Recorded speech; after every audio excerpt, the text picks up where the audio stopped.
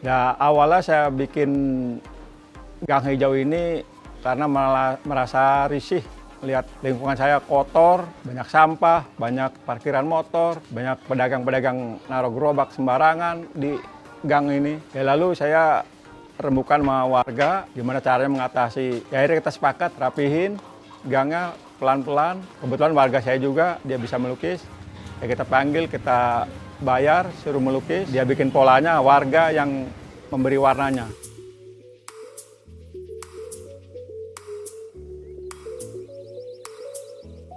Akhirnya udah tertata rapi, kita punya pikiran, gang hijau udah, lukisan udah, gang udah mulai rapi.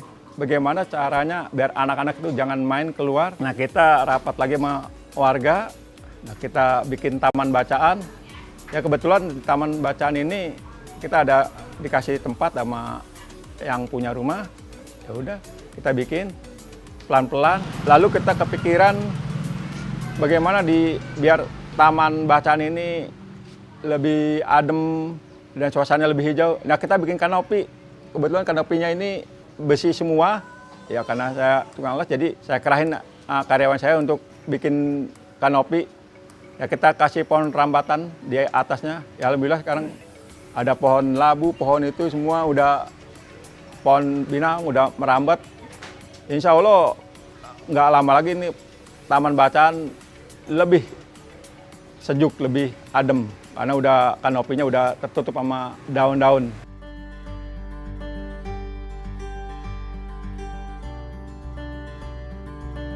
Waktu awal saya mulai ini sebetulnya nggak semua warga setuju. Banyak juga yang nggak setuju.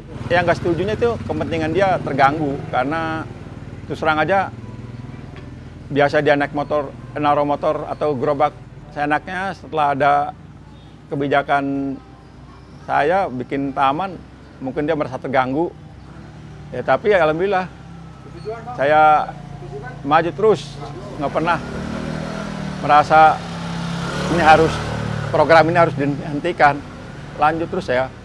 Ya, modal sendiri, kebetulan saya kan bengkel las, modal sendiri, kita beli-beli alat sendiri, karyawan kita suruh kerjain, terus ke belakang. Nah, termasuk bangku-bangku yang ada di taman depan itu kita bikin sendiri, kita buat panjang gang ini, selama dia ada bangku, bisa ditaruh, kita taruh.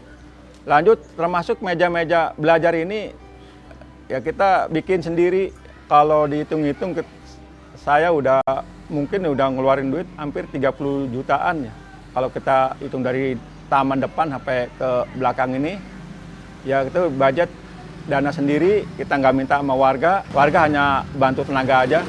Awalnya saya buat ini, ya terus terang keluarga nggak merasa terbebani karena emang udah niatnya kita udah menginfakkan sebagian rezeki saya untuk lingkungan ini.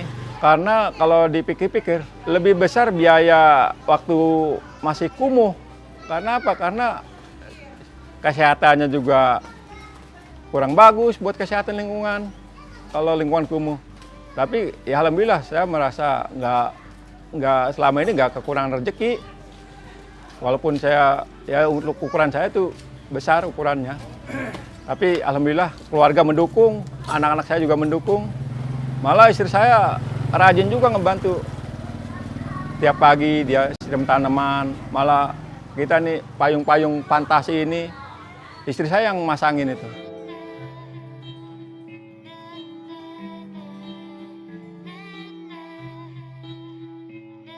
Terus terang aja, kalau kita mau terjun ke lingkungan, yang perlu kita tanamkan itu sebetulnya bukannya apa-apa. Yang penting itu hobi. Kalau kita hobi dan cinta sama lingkungan, udah otomatis kita tuh nggak merasa terbebani.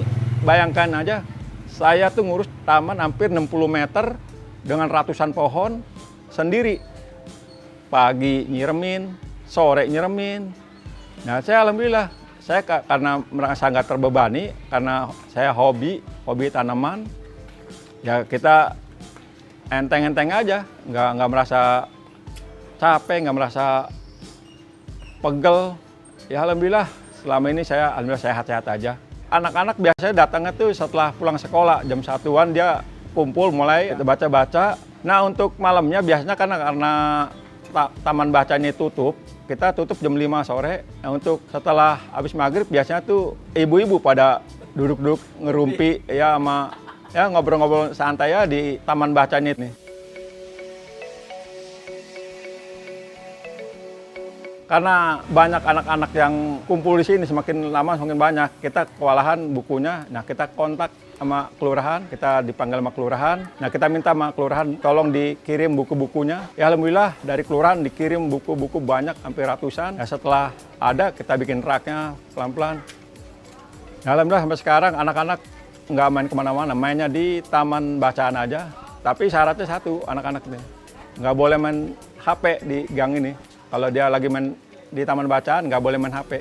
Buku-buku komplit, mulai dari ya politik, agama, buku bacaan, melukis, dongeng. Alhamdulillah dari Pak Lurah dikirim banyak.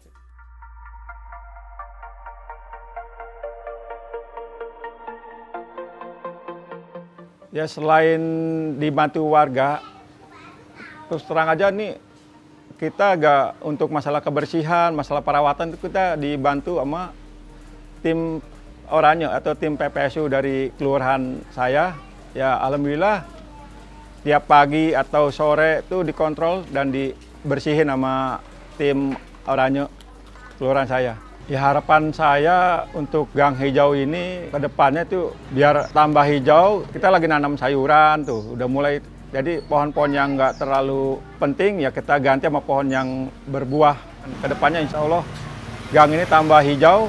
Dan untuk taman bacanya sendiri, harapan saya ya tambah berkembang, tambah banyak bukunya, dan anak-anak juga insya Allah tambah hobi membaca, jangan main HP mulu.